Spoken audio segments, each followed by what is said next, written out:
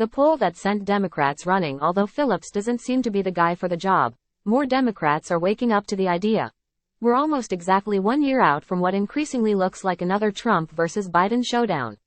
Former President Donald Trump leads his second-place opponent by more than 40 percentage points nationally, and has a 30-point advantage in Iowa.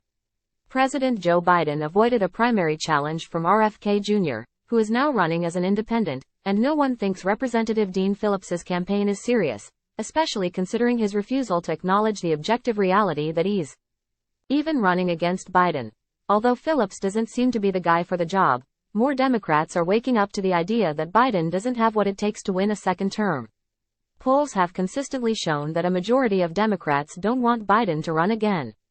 On Sunday, the Biden team was hit with another whammy. A New York Times, Siena College poll of registered voters found that Trump is leading Biden in 5 out of 6 major battleground states. Despite facing 4 separate indictments and attempts to remove his name from the ballot, the former president leads by 10 points in Nevada, 6 in Georgia, 5 in Arizona and Michigan and 4 in Pennsylvania.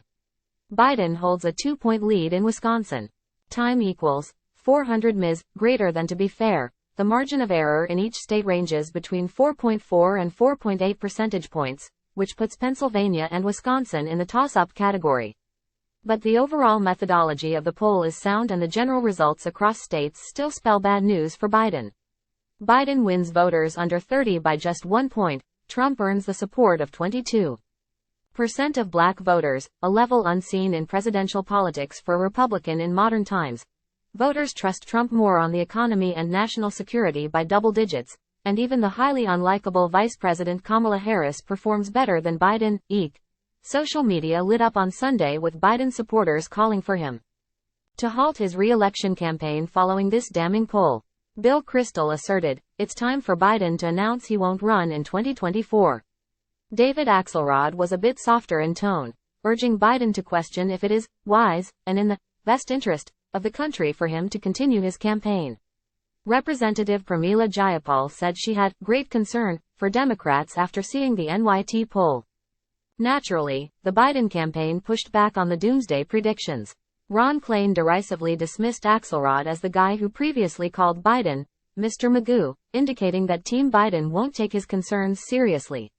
Kevin Munoz, a Biden campaign spokesman, suggested the poll results don't matter because they are still a year from Election Day. Surrogates also pushed a clip of former DNC chairwoman Donna Brazile noting that there are many presidents who had poor approval ratings before winning re-election.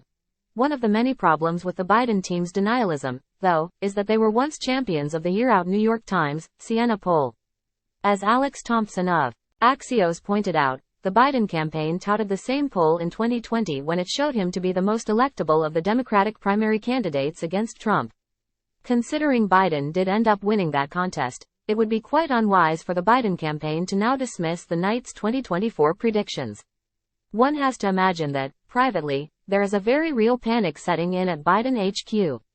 Amber Duke debate preview. At least 4 GOP primary candidates, Ron DeSantis, Nikki Haley, Chris Christie and Vivek Ramaswamy, will square off at the NBC News debate on Wednesday, with Tim Scott's status still uncertain.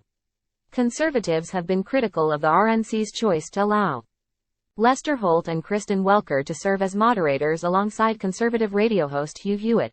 Trump testifies. Former President Donald Trump testified Monday during his New York civil fraud trial. The judge threatened to remove Trump from the witness stand as he repeatedly admonished the proceedings and accused the judge of political bias.